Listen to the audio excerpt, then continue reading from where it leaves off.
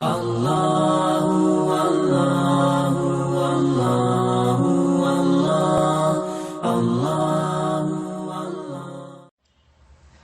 للہ وکفی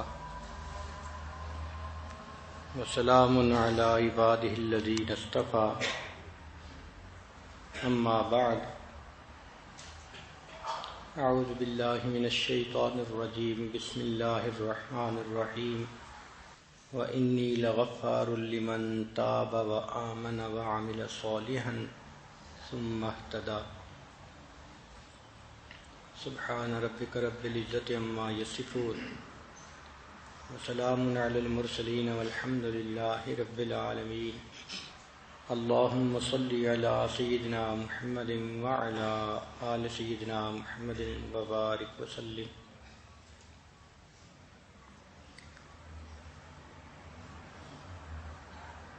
جن اعمال پر انسان کے گناہوں کی بخشش ہوتی ہے ان میں ایک عمل حج کرنا ہے۔ نبی علیہ الصلوۃ والسلام نے ارشاد فرمایا، انس رضی اللہ عنہ کی روایت ہے کہ جب حاجی عرفات میں اکٹھے ہو جاتے ہیں تو اللہ تعالیٰ فرماتے ہیں انظروا یا ملائکتی الی عبادی،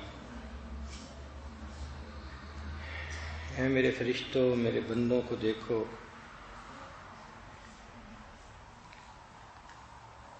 پراگندہ بال غبار آلود جسم لے کر یہ میرے دروازے پر اکٹھے ہو گئے ہیں اور مجھ سے دعائیں مانگ رہے ہیں۔ اشہدکم، میں تمہیں گواہ بناتا ہوں، انی قد اجبت دعوتہم، میں نے ان کی دعاؤں کو قبول کر لیا، وشفعت رغبتہم، اور ان کی امیدوں کو میں نے پورا کر دیا، ووہبت مسیئہم لمحسنہم، اور جو ان کے گناہ گار تھے ان کو میں نے ان کے نیکوں کے حوالے کر دیا، یعنی نیکوں کے صدقے میں نے گناہ گاروں کی بھی بخشش فرما دی۔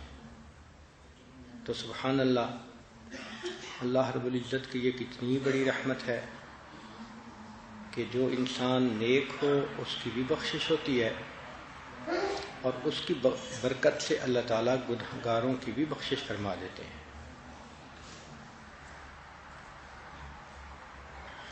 ایک اور حدیث مبارکہ ہے، ابو ہریرہ رضی اللہ عنہ نے روایت کیا، من حج فلم یرفث ولم یفسق رجع من ذنوبہ کیوم ولدتہ امہ۔ یہ بخاری شریف کی روایت ہے کہ جس بندے نے اس طرح حج کیا کہ نہ تو اس نے کوئی شہوانی بات کی، نہ فحش بات کا ارتکاب کیا، نہ اللہ کی نافرمانی کی، تو وہ گناہوں سے ایسے پاک صاف ہو کر واپس لوٹتا ہے جیسے اس دن پاک تھا جب اس کی ماں نے اس کو جنم دیا تھا۔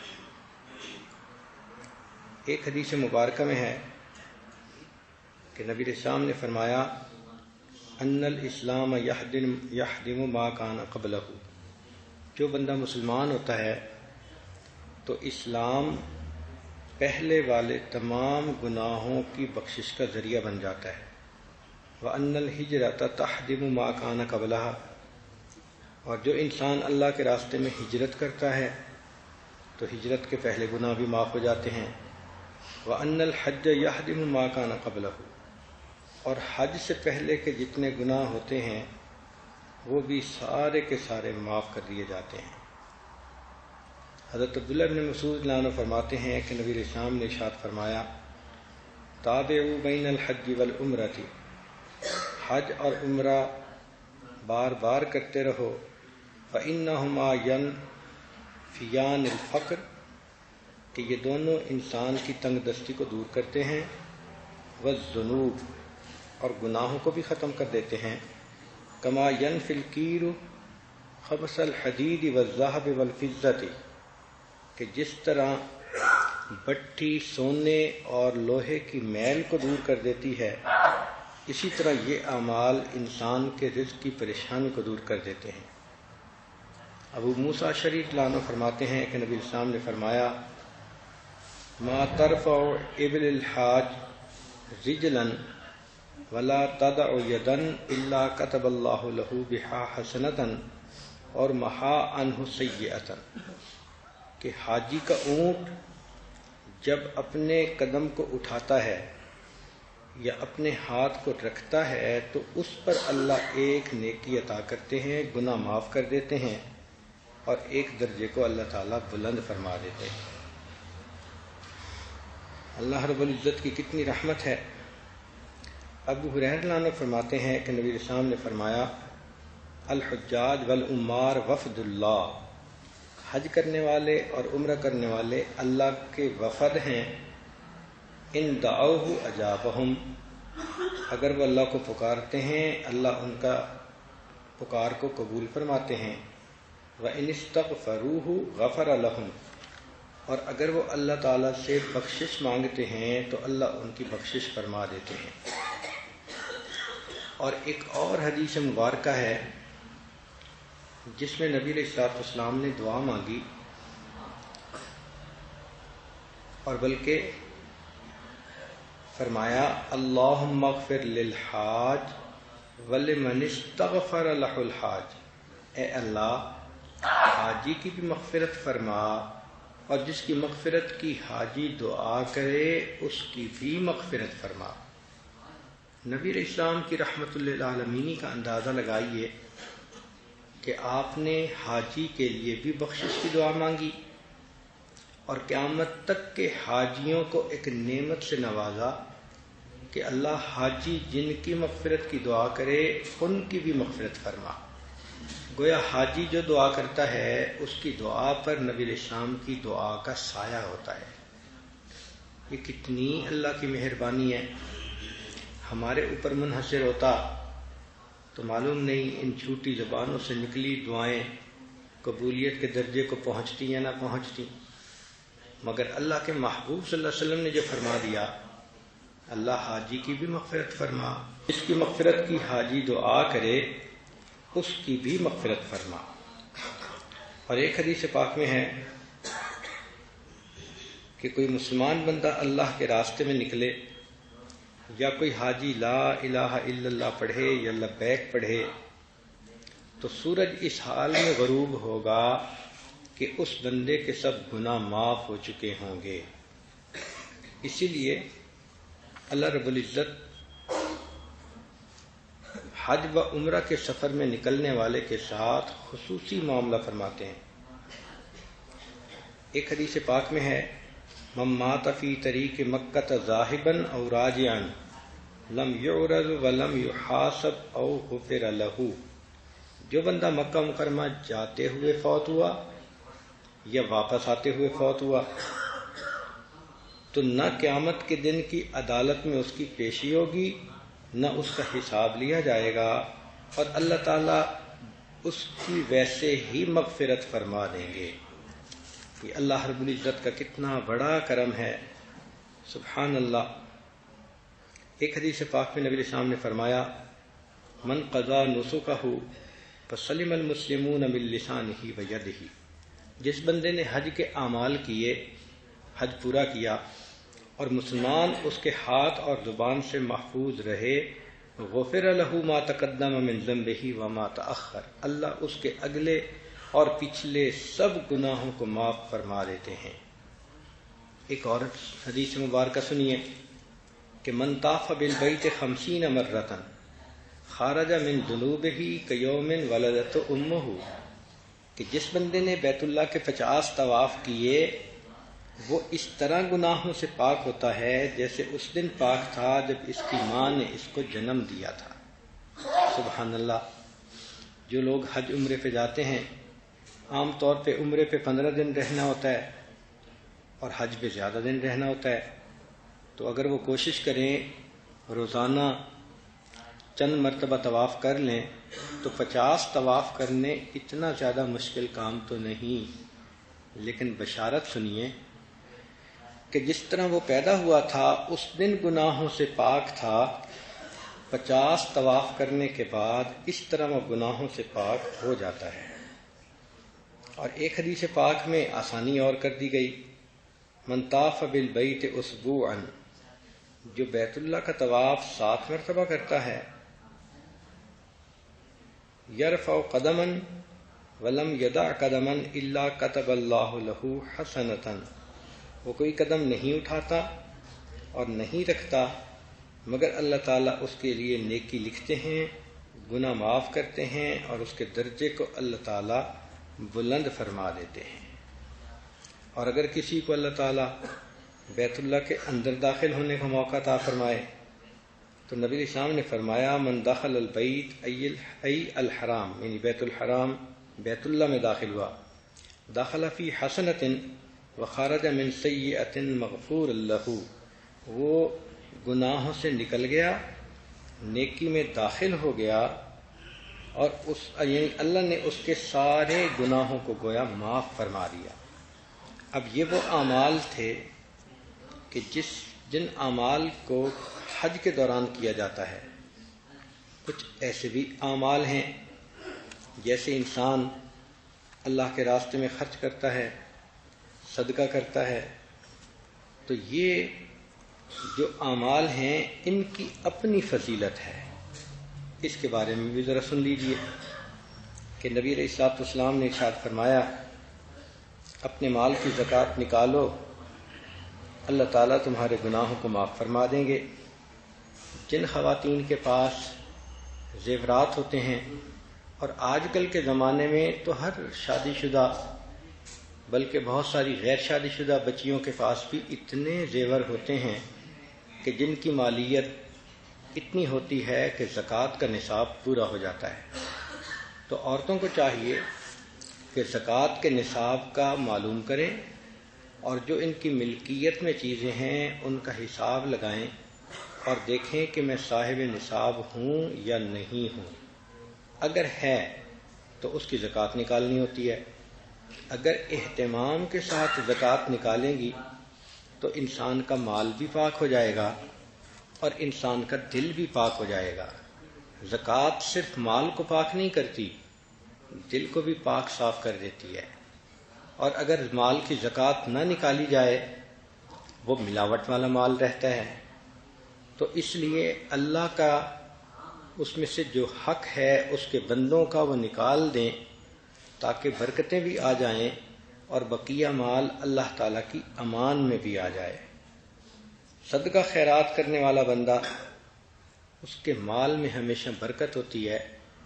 ایک حدیث پاک میں نبی علیہ الصلوۃ والسلام نے قسم اٹھا کر فرمایا کہ جو بندہ اللہ کے راستے میں خرچ کرتا ہے، قسم اٹھا کر فرمایا کہ اللہ اس بندے کے مال میں اضافہ کرتا ہے۔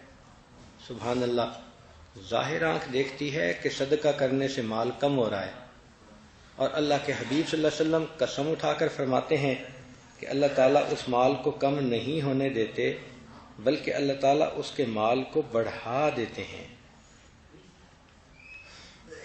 اس لیے نبی اسلام نے فرمایا، یا معاشر التجار، اے تاجروں کی جماعت، ان ھذا البیع یحذر اللغو والحلف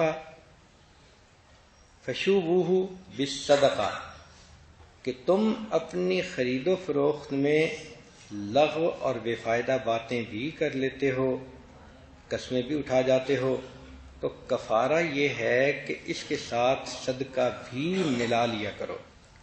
جب صدقہ اللہ کے راستے میں کرو گے تو پھر جو تمہاری اس قسم کی باتیں ہیں ان باتوں کی خطاؤں کو اللہ رب العزت معاف فرما دیں گے۔ ایک اور حدیث پاک میں ہے، جس نے اللہ کی رضا کے لیے مسجد بنوائی یا کنواں کھدا تو اللہ تعالیٰ اس کے گناہ کو بھی معاف فرما دیتے ہیں۔ اب یہ مسجد کتنی بڑی کہ جس میں چند بندے بھی نماز پڑھ لیں، یا کسی مسجد میں ایک اینٹ بھی لگا دی تو جب تک وہ مسجد میں عبادت ہوتی رہے گی اس کو بھی اس عبادت کا ثواب ملتا رہے گا۔ وہ عورتیں جو آج $2 ملین کا گھر بنواتی ہیں یا $3 ملین کے گھر کے خواب دیکھتی ہیں، وہ اس کو بھی سوچا کریں کہ ہمیں جنت کا گھر بنانے کے لیے بھی کہیں $100,000 لگانا چاہیے یا $200,000، یہ اپنے دل کی کیفیت ہے۔ $1,000,000 کے گھر میں آپ نے چند سال رہنا ہے، پھر یہاں سے چلے جانا ہے، اور جو آخرت کا گھر ہوگا وہاں پر ہمیشہ ہمیشہ رہنا ہے۔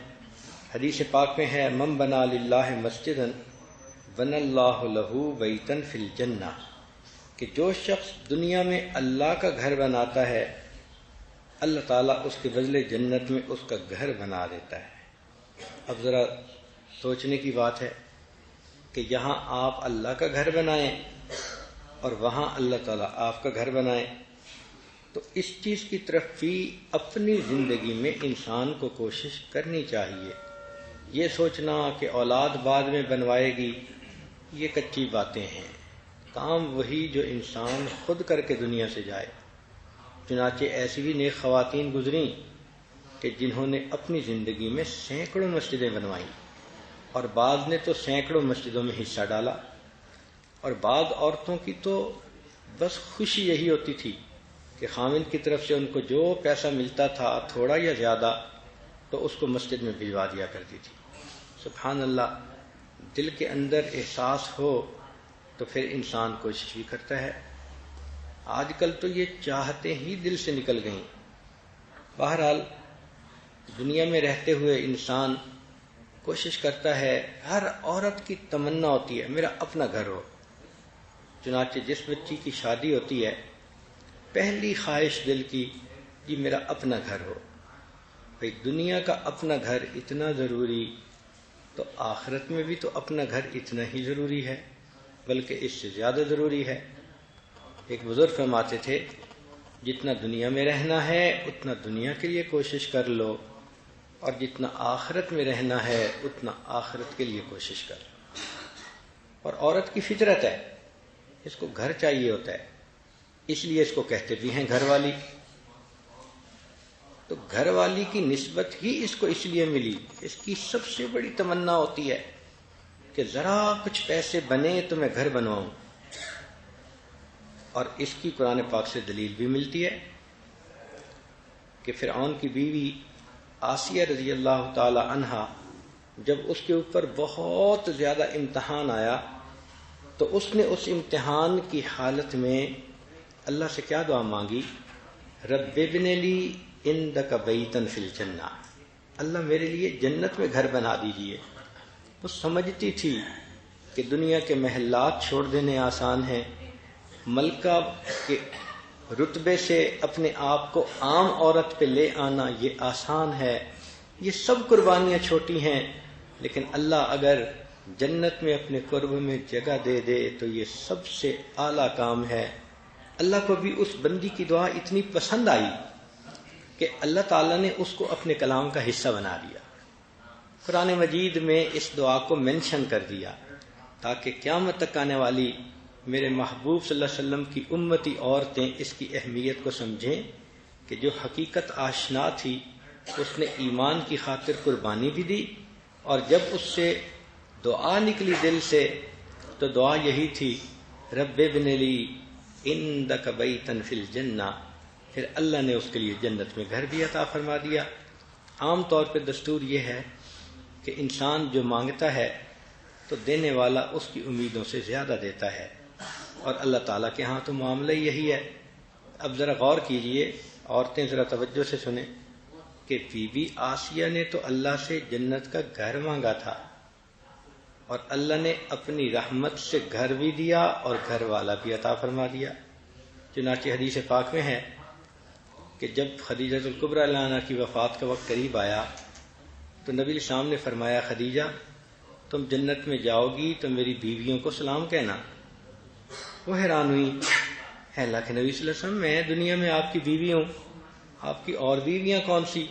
تو نبی السلام نے فرمایا کہ اللہ نے بی بی مریم کو اور بی بی آسیہ کو میری جنت کی بیویوں میں شامل فرما دیا۔ سبحان اللہ، کیا قسمت والی تھی کہ جس نے دعا تو مانگی تھی گھر کی، اور کتنا بڑا دینے والا ہے وہ پروردگار کہ جس نے اس کے خلوص، اس کی قربانی، اس کے مجاہدے کو دیکھ کے کہا میری بندی مانگ تو گھر رہی ہے، میں تجھے گھر کے ساتھ ایسا گھر والا دیتا ہوں جو کسی کے کیا نصیب میں ہوگا، آؤ میں تمہیں اپنے محبوب کی بیویوں میں شمار کر دیتا۔ اللہ رب العزت تو اتنے کریم ہیں اور اتنے مہربان ہیں، چنانچہ نبی علیہ الصلوۃ والسلام کے اوپر جو شخص درود شریف پڑھتا ہے اللہ رب العزت اس کے بھی گناہوں کو معاف فرماتے ہیں۔ یہ ایک ایسا عمل ہے جو ہمیں کثرت کے ساتھ کرنا چاہیے۔ نبی علیہ السلام نے ارشاد فرمایا، شفاعتی لأہل الکبائر من امتی، میری امت کے جو گناہ گار ہوں گے تو ان کبیرہ گناہوں کے جو مرتکب ہوں گے ان کے لیے میں قیامت کے دن شفاعت کروں گا۔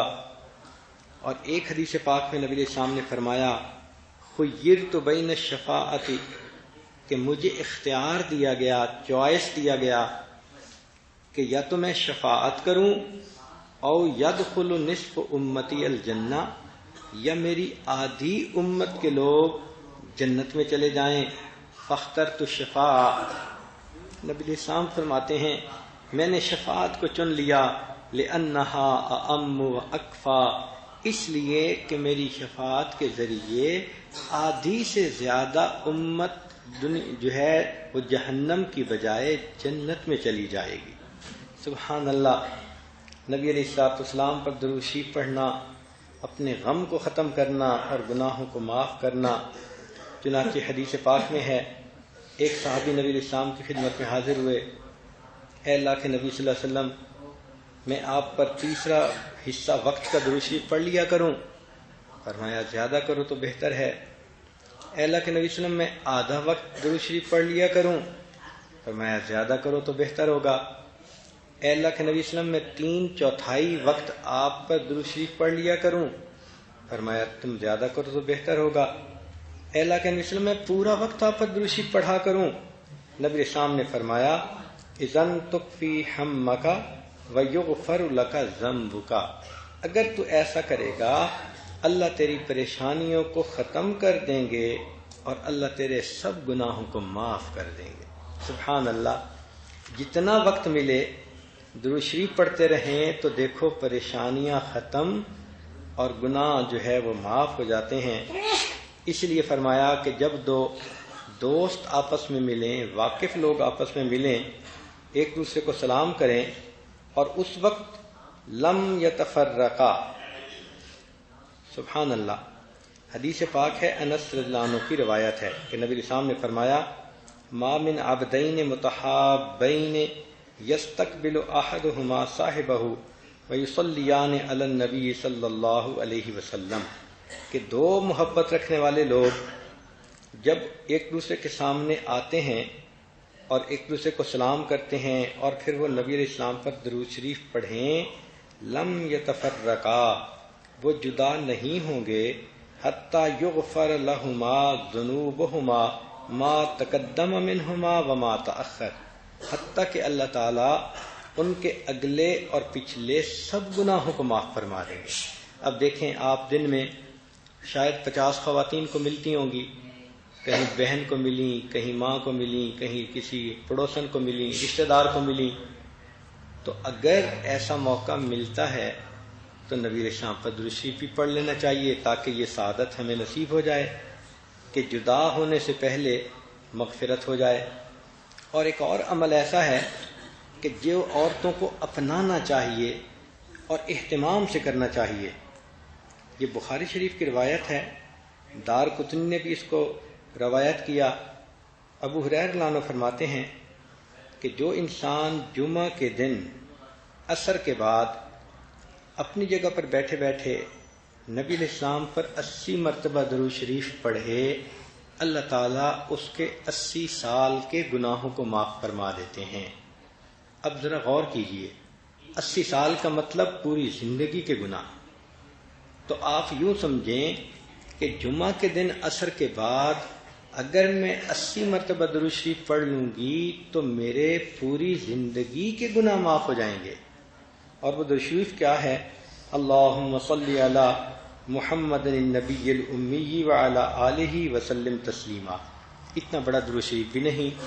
آپ اس کو لکھ لیں، پڑھ لیں، یاد کر لیں، اور کوشش کریں کہ جمعہ کے دن اپنے گھر کے سب بچے بچیوں کو کہیں کہ وہ آپ کے ساتھ نماز پڑھیں.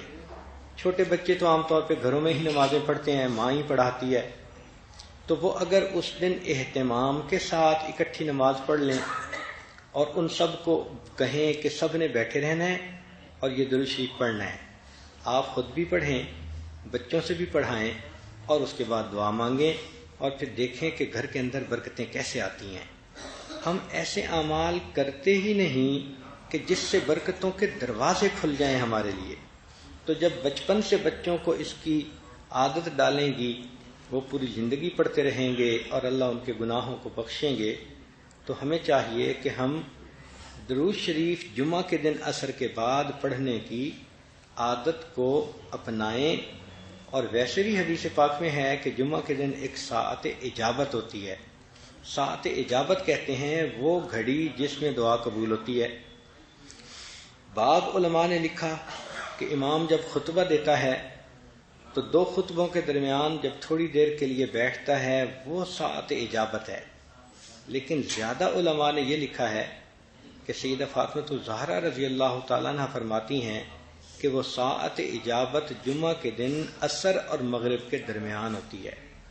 تو اگر عصر اور مغرب کے درمیان وہ قبولیت کا وقت ہے تو درود شریف بھی پڑھیں اور اللہ سے دعا بھی مانگ لیں، اور پھر شفاعت کی بھی مستحق بن جائیں گی، زندگی کے گناہ بھی معاف ہو جائیں گے، اور اللہ تعالیٰ کی طرف سے برکتوں کے دروازے بھی کھل جائیں گے. سبحان اللہ. یہاں تک کہ اگر کوئی آدمی کتاب میں نبی علیہ الصلوۃ والسلام کا نام نامی اسم گرامی لکھے، اور اگر وہ ساتھ صلی اللہ علیہ وسلم کتاب میں لکھے، تو حدیث پہ پاک میں آتا ہے من صلی علیہ فی کتاب لم تزل الملائکۃ تستغفر له ما دام اسمی فی ذلک الکتاب، کہ جب تک میرا نام اس کتاب میں رہے گا اس وقت تک فرشتے اس بندے کی مغفرت کی دعا کرتے رہیں گے. سبحان اللہ سبحان اللہ. سیدنا صدیق اکبر عنہ فرمایا کرتے تھے کہ ٹھنڈا پانی آگ کو اتنا جلدی نہیں بجھاتا جتنا جلدی درود شریف انسان کے گناہوں کی آگ کو بجھا دیتا ہے. سبحان اللہ.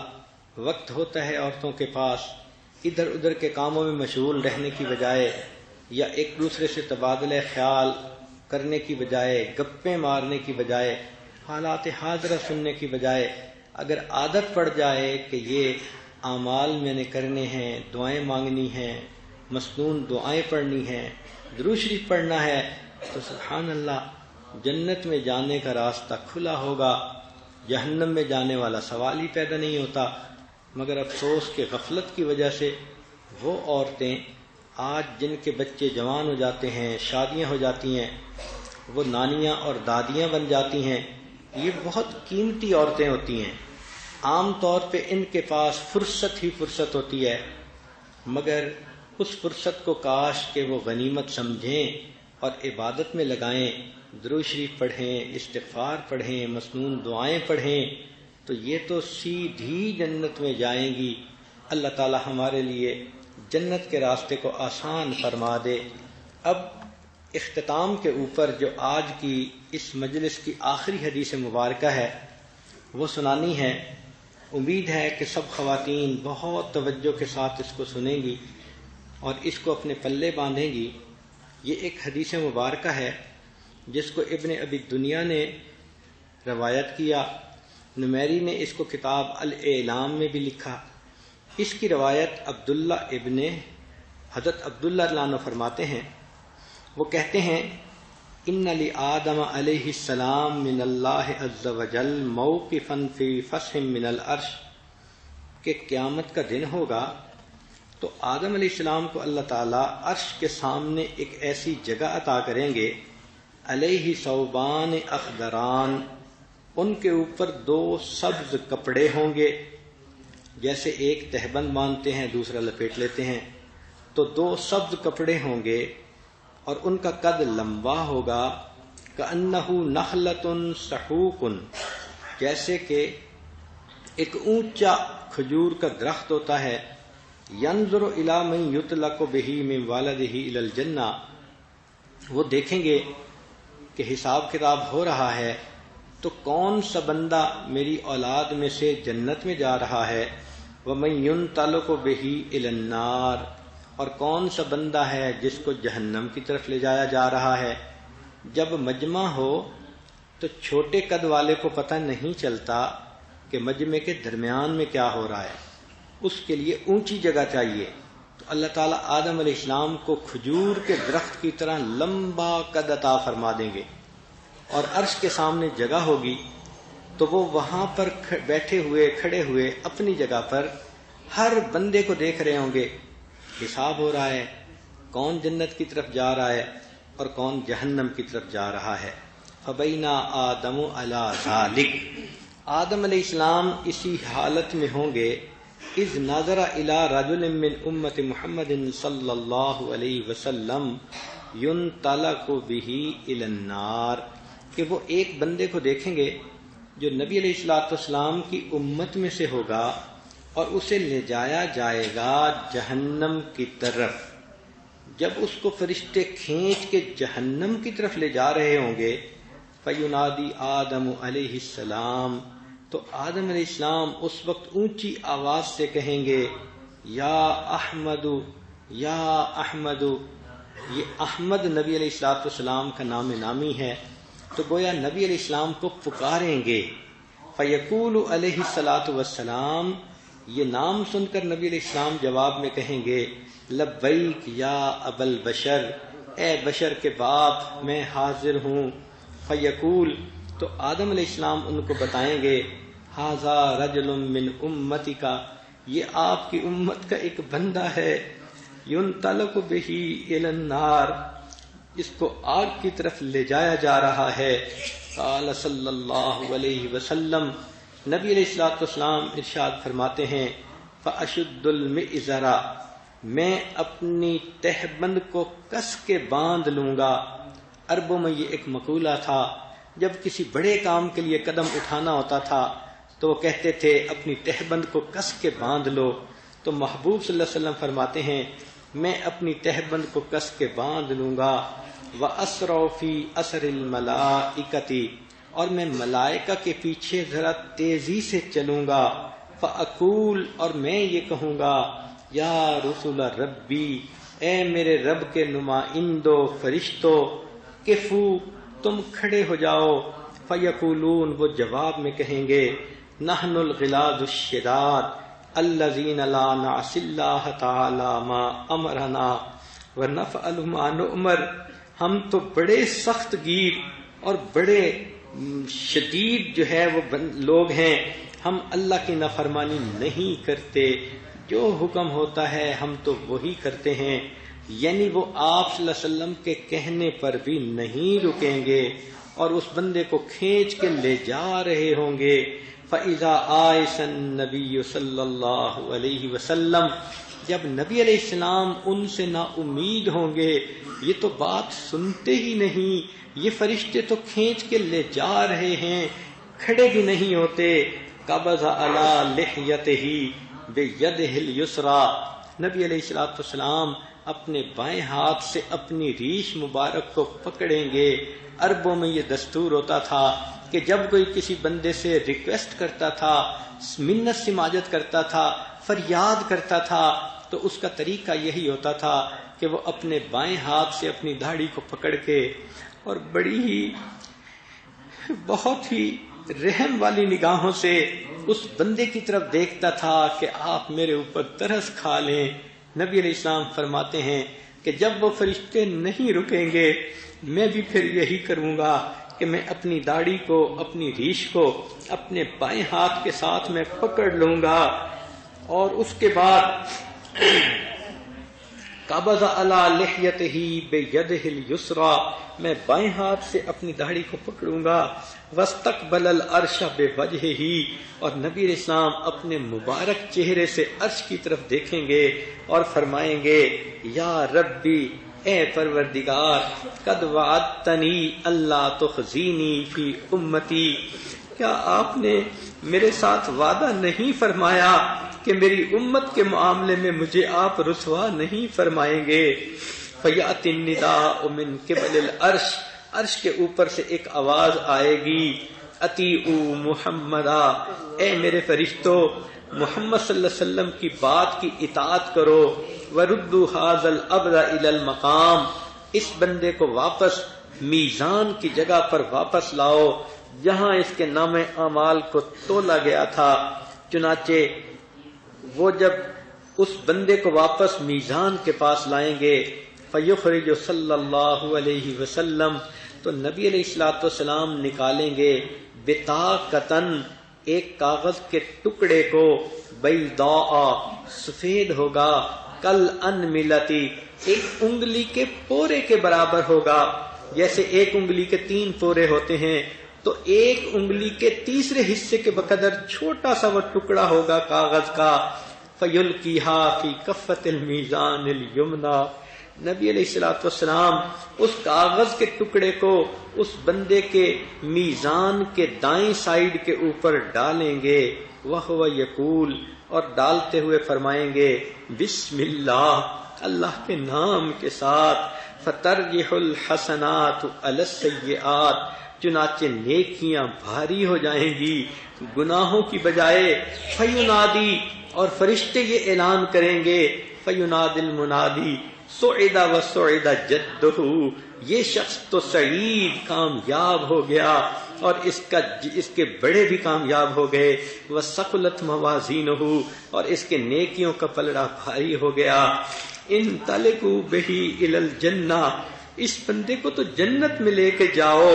جب یہ اعلان ہو جائے گا وہ بندہ کہے گا، فیقول یا رسول ربی، اے میرے رب کے نمائندو، تو کفو، تھوڑی دیر رہ جاؤ، ٹھہر جاؤ، حتی اسأل ھذا العبد الکریم علی ربہ، حتی کہ میں اس کریم شخص سے تو پوچھوں اس نے میرے ساتھ کیا مہربانی کی۔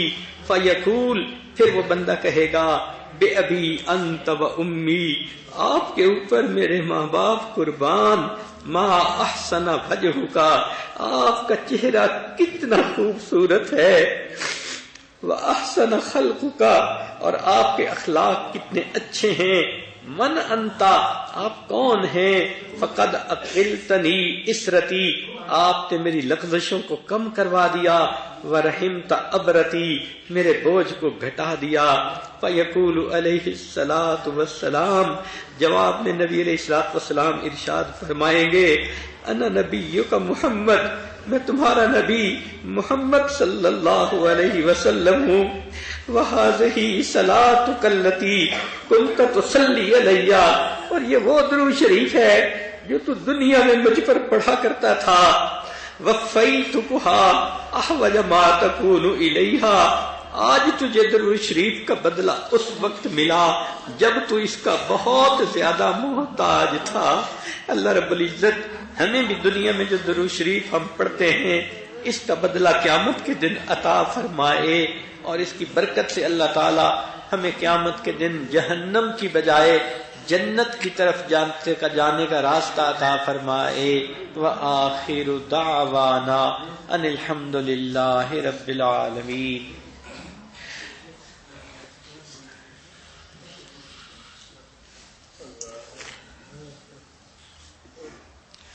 بعض مردوں کی طرف سے یہ کہا گیا ہے کہ ان کی خواتین ٹیلی فون کے اوپر یا انٹرنیٹ کے اوپر اس وقت بیٹھی ہوئی یہ بیان سن رہی ہیں اور وہ بیعت کرنا چاہتی ہیں، تو ان کی خاطر بیعت کے کلمات پڑھائے جائیں گے۔ جو پہلے سے بیعت ہیں وہ بیعت کی تجدید کی نیت کر لیں۔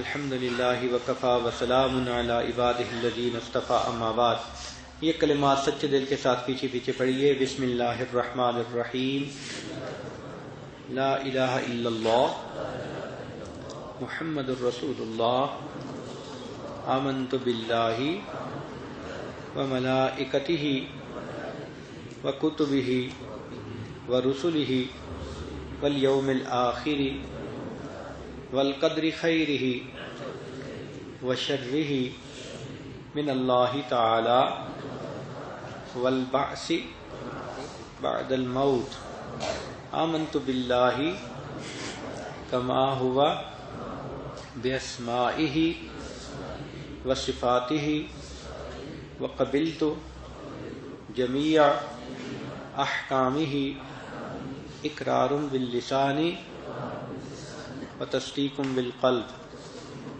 اشہد ان لا الہ الا اللہ واشہد ان محمدا عبدہ ورسولہ استغفر اللہ ربی من کل ذنب واتوب الیہ برحمتک یا ارحم الراحمین۔ ان کلمات کو پڑھنے سے آپ کو بتائے ہو چکی ہیں۔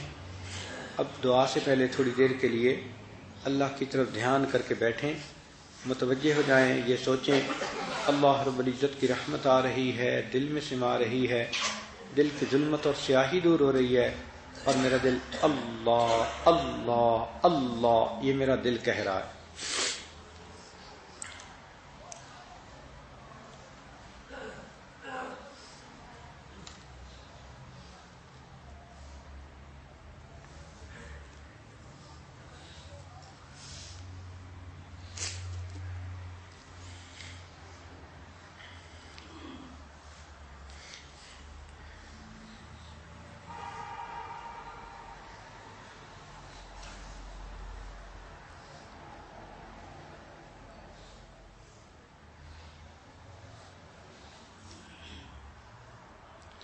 ہوا و حرص والا دل بدل دے، میرا غفلت میں ڈوبا دل بدل دے، بدل دے دل کی دنیا دل بدل دے، خدایا فضل فرما دل بدل دے، گنہگاری میں کب تک عمر کاٹوں، گنہگاری میں کب تک عمر کاٹوں، بدل دے میرا رستہ دل بدل دے، سنوں میں نام تیرا دھڑکنوں میں، مزہ آ جائے مولا دل بدل دے، ہٹا لوں آنکھ اپنی ماں سوا سے، جیوں میں تیری خاطر دل بدل دے، یہ کیسا دل ہے سینے میں الہی، جو زندہ بھی ہے مردہ دل بدل دے، جو ہو دیدار تیرا روز محشر، تو دیکھے مسکرا کر دل بدل دے، کروں قربان اپنی ساری خوشیاں، تو اپنا غم عطا کر دل بدل دے، پڑا ہوں تیرے در پر دل شکستہ، پڑا ہوں تیرے در پر دل شکستہ، رہوں کیوں دل شکستہ دل بدل دے، تیرا ہو جاؤں اتنی آرزو ہے، بس اتنی ہے تمنا دل بدل دے، میری فریاد سن لے میرے مولا، بنا لے اپنا بندہ دل بدل دے۔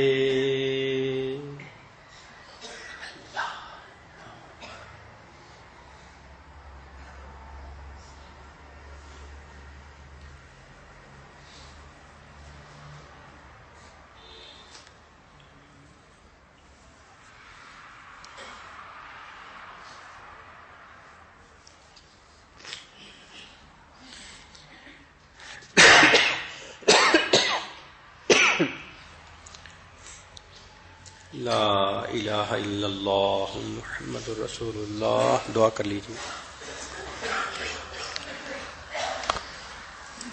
سبحان ربي الأعلى الوهاب. اللهم صل على سيدنا محمد وعلى آل سيدنا محمد وبارك وسلم. ربنا آتنا في الدنيا حسنة وفي الآخرة حسنة وقنا عذاب النار. ربنا ظلمنا أنفسنا وإن لم تغفر لنا وترحمنا لنكونن من الخاسرين. ربنا هب لنا من أزواجنا وذرياتنا قرة أعين واجعلنا للمتقين إماما. ربنا لا تزغ قلوبنا بعد إذ هديتنا وهب لنا من لدنك رحمة إنك أنت الوهاب. اللہ ہم آپ کے عاجز مسکین بندے اور بندیاں آپ کے در پہ حاضر ہیں. اے اللہ ہماری توبہ کو قبول فرما. اے اللہ ہمارے گناہوں کو معاف فرما. اے اللہ ہماری خطاؤں کو درگزر فرما. اے اللہ آپ نے جو ہمیں اپنے در پہ بلایا، یہاں اعتکاف کروایا، اے اللہ ہمیں یقین ہے آپ نے اپنی رحمت کا بہت حصہ دیا ہوگا. اے اللہ ہماری چولیوں میں آپ نے ضرور پھول ڈال دیے ہوں گے. اللہ آج یہاں سے اٹھنے کا دن ہے. اللہ باہر جا کر استقامت سے نیکی کرنے کی توفیق نصیب فرما. اللہ ہم نہیں چاہتے کہ یہاں سے باہر نکلے شیطان بھٹکا دے، نفس بہکا دے، اللہ واپس گناہوں والی زندگی گزارنا شروع کر دے. اللہ ہماری ہمیں ہدایت کے اوپر رکھ. اللہ ہمیں نیکی کی ہی زندگی کی توفیق نصیب فرما. اللہ جو آپ نے ان 10 دنوں میں ہمارے اوپر رحمت کی، اللہ ہمیں استقامت کے ساتھ اس کو پورا سال اور موت تک کرنے کی توفیق نصیب فرما. اللہ ہمارے ایمان کی حفاظت فرما. اللہ آپ کی یہ بندیاں آپ کے در پر آپ کی رضا حاصل کرنے کے لیے آئی ہیں. اللہ آپ کی محبت میں آئی ہیں. اللہ انہیں اپنی محبت عطا فرما. اللہ انہیں اپنی رضا عطا فرما. اللہ ان کے صدقے ہم متقفین کو بھی اپنی رضا عطا فرما. اللہ ہمارے ایمان کی حفاظت فرما.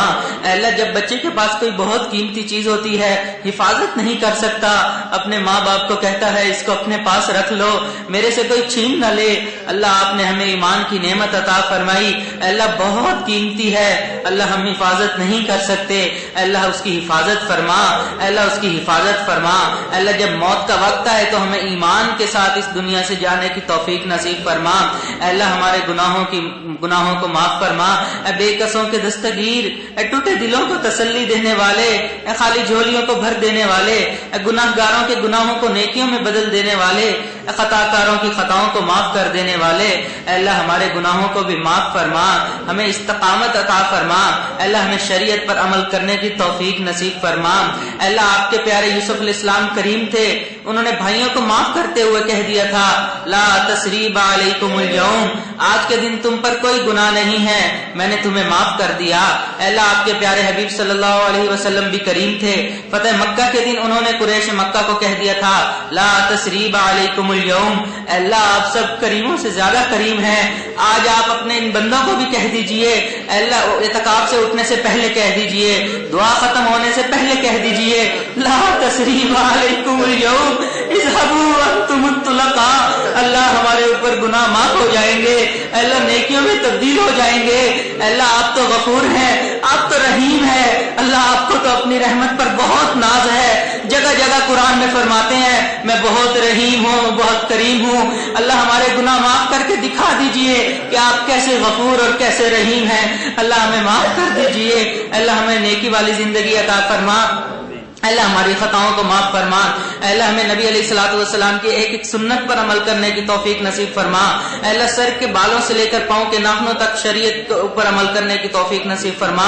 اللہ ہمارے سینے میں یہ جو دل ہے اللہ اس کو صحیح معنوں میں دل بنا دیجئے. اللہ اس کو ذاکر بنا دیجئے. اللہ اس کو اپنی محبت سے بھر دیجئے. اللہ اس کو ایسا بنا دیجئے کہ ایک لمحہ بھی آپ کی یاد سے غافل نہ ہو. اللہ ہمیں اپنے سامنے سرخرو فرما لیجئے. اللہ ہمیں رونے والی آنکھ عطا فرما. اللہ ہمیں رونے والی آنکھ عطا فرما. اللہ اس کے اندر ندامت کے آنسو عطا فرما، شکر کے آنسو عطا فرما، صبر کے آنسو عطا فرما. اللہ ہمیں ایسے آنسو عطا فرما دیجئے جو آپ کو پسند ہو. اللہ ہمارے گناہوں کو معاف فرما. اللہ ہم نے دنیا میں دیکھا جب خواتین چل کر کسی در پہ چلی جاتی ہیں دنیا والے قتل کے مقدمے معاف کر دیتے ہیں. اللہ یہ آپ کے در پر حاضر ہوئی ہیں، اللہ ان کے گناہوں کو معاف فرما دیجئے، ان کی خطاؤں سے درگزر فرما دیجئے. اللہ ہم سب پر اپنا خصوصی کرم فرما، خصوصی فضل و ہمارے زندگی میں فرما۔ اللہ جو بے اولاد ہیں ان کو اولاد نرینہ عطا فرما، ان کو نیک صالح اولاد عطا فرما۔ اللہ جو جوان بچے بچی ہیں ان کے مستقبل کو روشن فرما۔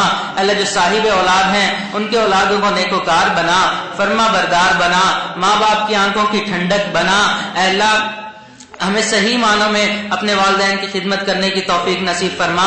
اے اللہ ہمیں ایسا بنا دیجئے کہ ہمیں والدین ہمارے دیکھیں تو ان کا دل خوش ہو جائے اور ہمارے لیے دعائیں نکلیں۔ اے اللہ ہمیں ایسا بنا دیجئے، اللہ ہمیں ایسا بنا دیجئے۔ اے اللہ ہمارے اوپر اپنے حضرت جی دامت برکاتہم کا سایہ تا دیر قائم و دائم فرما۔ اے اللہ ان سے بہت فائدہ اٹھانے کی توفیق نصیب فرما۔ اے اللہ ہم نے ان 8-10 دنوں میں ان سے جو فائدہ اٹھایا، ان سے جتنا فیض پایا، اے اللہ یہاں سے باہر جا کر اس کی حفاظت کرنے کی توفیق نصیب فرما۔ اے اللہ ان کی حفاظت کرنے کی توفیق نصیب فرما۔ اے اللہ یہاں سے باہر جا کر ہمیں وہاں بھی معاملات کرنے کی توفیق نصیب فرما، اسی طرح مقبول مراقبے کرنے کی توفیق نصیب فرما۔ اے اللہ یہاں پر ہم نے جو نیکیاں کی، اے اللہ باہر جا کر بھی وہی کرنے کی توفیق نصیب فرما۔ اے اللہ ہمارے گناہوں کو معاف فرما۔ اللہ مجمع میں چھوٹے چھوٹے بچے بھی تو حاضر ہیں، اللہ ہم آپ کو ان کی معصومیت کا واسطہ دیتے ہیں، ان کے ہاتھوں کی معصومیت کا واسطہ اے اللہ ہمارے گناہوں کو معاف فرما دیجئے۔ اے اللہ ہماری ان دعاؤں کو قبول کر لیجئے۔ اے اللہ جو مانگنا چاہیے تھا نہیں مانگ سکے، اے اللہ آپ کو معلوم ہے، ہمیں عطا فرما دیجئے۔ اللہ جن حضرات نے یہاں پر خدمت کی، اللہ ان کو اپنی جگہ ان کو اس خدمت کے بدلے اپنی رضا نصیب فرما۔ اللہ ہم نے اپنے بڑوں سے سنا ہے کہ عبادت سے جنت ملتی ہے، خدمت سے خدا ملتا ہے، اللہ انہیں اپنی رضا نصیب فرما دیجئے۔ جن خواتین نے گھروں میں کھانا بنایا اور معتکفین کو یہاں پر بھیجا، اللہ ان کو بھی اپنی رضا نصیب فرما، اپنی مقبول بندیوں میں جگہ عطا فرما۔ اللہ قیامت والے دن ہمیں نیکوکاروں میں شامل فرما۔ اللہ ہمیں زیادہ سے زیادہ درود شریف پڑھنے کی توفیق نصیب فرما۔ اللہ زیادہ سے زیادہ درود شریف پڑھنے کی توفیق نصیب فرما۔ اللہ ہمیں زکات دینے کی توفیق نصیب فرما۔ اپنے راستے میں مال جان عزت اللہ اپنے راستے میں مال خرچ کرنے کی توفیق نصیب فرما۔ اللہ وہ آپ کے کتنے خوش نصیب بندے بندیاں ہوتے ہیں، احرام باندھ کے نکلتے ہیں، لبیک اللہم لبیک پڑھتے ہیں۔ اللہ کوئی مقام ابراہیم پر سجدے کرتا ہے، کوئی حجر اسود کو بوسے دیتا ہے، کوئی آپ کے گھر کا طواف کرتا ہے، کوئی ملتزم سے لپٹ کر آپ سے آپ کی رضا مانگتا ہے۔ اللہ ہمیں بھی ان بندوں میں شامل فرما۔ اللہ ان خواتین کو بھی ان بندیوں میں شامل فرما۔ اللہ ہمیں ہر سال اپنے گھر کی حج کرنے کی توفیق نصیب فرما، بار بار اپنے گھر بلا لیجئے۔ اللہ نفسان کے در کی حاضری نصیب فرما۔ اللہ ہمیں مکہ کی زندگی عطا فرما، مدینہ کی موت عطا فرما۔ اللہ ہمیں جنت البقیع میں دفن ہونا نصیب فرما۔ اللہ ہمیں وہاں کی مٹی نصیب فرما۔ اللہ ہمیں نفسان کے پڑوس میں موت کے وقت سونے کی توفیق نصیب فرما۔ اللہ موت سے پہلے ہمارے گناہوں کو معاف فرما دیجئے گا۔ اللہ اتنی تمنا ہے کہ جب ہمارے پاس موت کا فرشتہ آئے تو اللہ اس سے پہلے ہمارے سے راضی ہو جائیے گا، اللہ اس سے پہلے ہمارے سے راضی ہو جائیے گا، اس کے بعد ہمیں موت عطا کیجیے گا۔ اللہ ہمارے سے راضی ہو جائیے، ہمارے سے راضی ہو جائیے۔ اللہ ہماری خطاؤں کو معاف فرما دیجیے۔ اللہ نفس نے جو خیر مانگی وہ خیر ہمیں بھی عطا فرما، جن شرور سے پناہ مانگی ان شرور سے پناہ عطا فرما۔ اللہ ہمیں اپنے ظرف کے مطابق مانگا، آپ اپنی شان کے مطابق عطا فرما۔ اللہ آپ ہمیں اپنی شان کے مطابق عطا فرما دیجیے۔ اللہ ہماری ان دعاؤں کو اپنی رحمت سے قبول فرما۔ حاضرین محفل کی جو دلی تمنائیں ہیں ان کو قبول فرما۔ اللہ ہمیں مستجاب الدعوات بنا، ہماری ان دعاؤں کو اپنی رحمت سے قبول فرما۔ وصلی اللہ تعالی علی خیر خلقہ سیدنا محمد وعلی آلہ واصحابہ اجمعین برحمتک یا ارحم الراحمین۔